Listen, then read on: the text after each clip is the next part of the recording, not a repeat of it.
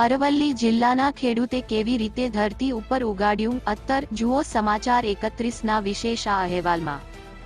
અરવલ્લી જિલ્લાના મોડાસાના પહાડપુર ગામના એક ખેડૂતે પ્રથમ વખત અરવલ્લી જિલ્લાની ધરતી ઉપર સુગંધિત છોડ એવા જીરેનિયમની ખેતી કરીને ખેડૂતો માટે નવી ખેતીના વિકલ્પનું નવું કિરણ ઉગાડ્યું છે। અરવલ્લી જિલ્લાના પહાડપુર ગામના એક ખેડૂતે પ્રથમ વખત અરવલ્લીની ધરતી ઉપર સુગંધિત છોડ જીરેનિયમની ખેતી કરીને ખેડૂતો માટે ઉમદા ઉદાહરણ પૂરું પાડ્યું છે। અનિલભાઈ સતત અનેક નર્સરીઓની મુલાકાત લેતા હતા અને પુનાની એક નર્સરીની મુલાકાત લેતા તેમને જીરેનિયમ છોડ વિશે માહિતી મળી। ત્યારથી તેમને આ છોડને અરવલ્લીમાં ઉગાડવા માટેની પ્રેરણા મળી। ત્યારબાદ તેઓએ 3 વીઘામાં જીરેનિયમ છોડ વાવ્યા છે અને તેમાંથી સુગંધિત તરલ પ્રવાહી કાઢવામાં આવે છે, જેનો ઉપયોગ અત્તર અને અન્ય સુગંધિત પદાર્થ બનાવવામાં કરવામાં આવે છે। જીરેનિયમમાંથી ખેડૂતને મબલખ આવક મળે છે। ખેડૂતનું કહેવું છે કે પ્રથમ વખત જીરેનિયમની પ્રાયોગિક ધોરણે ખેતી કરી છે। જો આમાં સફળતા મળશે તો અરવલ્લી જિલ્લાના અને અન્ય ખેડૂતો માટે પણ આ ખેતી આશીર્વાદરૂપ સાબિત થશે। જીરેનિયમ એક સુગંધિત છોડ છે। આ છોડને ગરીબોનું ગુલાબ કહેવામાં આવે છે। જીરેનિયમ તેલની આજકાલ બજારમાં ભારે માંગ છે। જીરેનિયમના ફૂલોમાંથી તેલ કાઢી શકાય છે। તેની સુગંધ ઔષધિની સાથે અન્ય કામોમાં પણ ઉપયોગમાં લેવામાં આવે છે। જીરેનિયમના તેલની સુગંધ ગુલાબ જેવી હોય છે, જેનો ઉપયોગ એરોમાથેરાપી, સૌંદર્ય પ્રસાધન, સેન્ટ અને સુગંધિત સાબુ બનાવવા માટે કરવામાં આવે છે। જીરેનિયમ તેલ એક ઔષધિ તરીકે પણ વપરાય છે, જે અલ્ઝાઇમર, તંત્રિકા વિકૃતિ અને વિકારોને રોકે છે।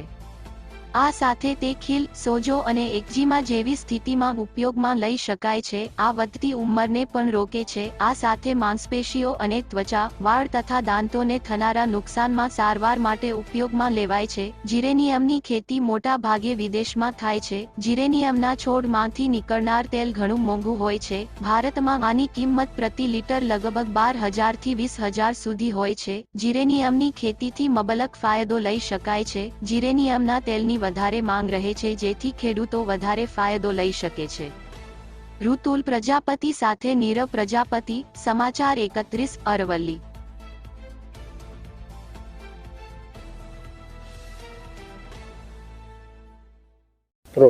મારું નામ અનિલભાઈ, પહાડપુર ગામનો વતની છું, જિલ્લો અરવલ્લી। અહીં આગળ અમે છેલ્લા 3 વર્ષથી ગુરુદેવ હાઈટેક સીડલિંગ નર્સરીનો માલિક છું અને વેજીટેબલ છોડનું અમે ઉત્પાદન કરતા હોઈએ છીએ અને એમાં અમે ખેડૂતને સપ્લાય કરતા હોઈએ। એમાં અમારો પરફોર્મન્સ સારું થયું છે, તો પછી અમે આ ખેતી માટે અમે આના છોડ માટે અમે પુના અવર જવર કરતા હતા। એમાં અમારે અવારનવાર જવું પડતું હતું, એટલે એમાંથી અમને આ જીરેનિયમ ખેતી સુગંધિત તેલ નીકળે છે એ અમને જાણ મળી। એટલે અમે એમાંથી અમે પછી ત્યાંથી અમે છોડ લાવીને અમે અમારા ટ્રાયલ બેઝ ઉપર અમારા 3 વીઘામાં અમે કર્યો છે। તે અમે સક્સેસ તો ગયા જ છીએ। એ છોડ ઉગાડીને એમાંથી એક કટિંગ અમે લીધેલું છે, એમાં તેલ બી કાઢ્યું છે, પણ એમાં શું છે કે એમાંથી કેટલું પ્રોફિટ ને શું થાય છે એ બધું અમારા અભ્યાસ સુધી 1 વર્ષ સુધી ચાલશે। પછી જ અમે આગળ જાણ ખેડૂતોને કરીશું। તો પછી અમે છોડ બનાવીને અમે મધર છોડ લાવીને એમાંથી છોડ બનાવીને અમે આપવાના છીએ।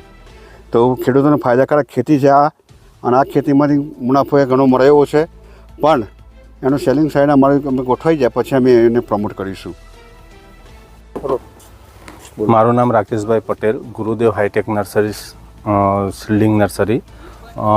પહેલાં હું મહારાષ્ટ્રની અંદર કામ કરતો હતો, 15-16 વર્ષનો મારો અનુભવ છે અને પછી હું લોકડાઉન પછી અહીંયા ગુજરાતની અંદર નર્સરી ચાલુ કરી અમે। અનિલભાઈ પટેલ ઓનર, એમણે નર્સરી ચાલુ કરી। મારી નર્સરીમાં વેજીટેબલ ના પ્લાન્ટ તૈયાર કરીએ છીએ। પછી અમે અવર જવર પૂનાની અંદર અમારા નર્સરીની વિઝિટ માટે જવાનું થતું હતું, તો ત્યાંથી અમને જીરેનિયમનું એક એવું પેલું મારે પણ થોડુંક નોલેજ હતું જ એના પર, પણ અહીંયા થાય કે નહીં એનો અમને અંદાજો નહોતો। પણ અમે અવર જવર ચાલુ કર્યું, પછી અમે અહીંયા એનું પ્લાન્ટ લાવ્યા, અમે ખેતી ચાલુ કરી। હવે એની અંદરથી અમને શું પ્રોડક્શન મળે છે, શું છે એ અમે 1 વર્ષની અંદર જોયા પછી અમે એનું બહાર પાડવાના છીએ। અત્યારે દર 3 મહિને જીરેનિયમનું કટિંગ આવે છે।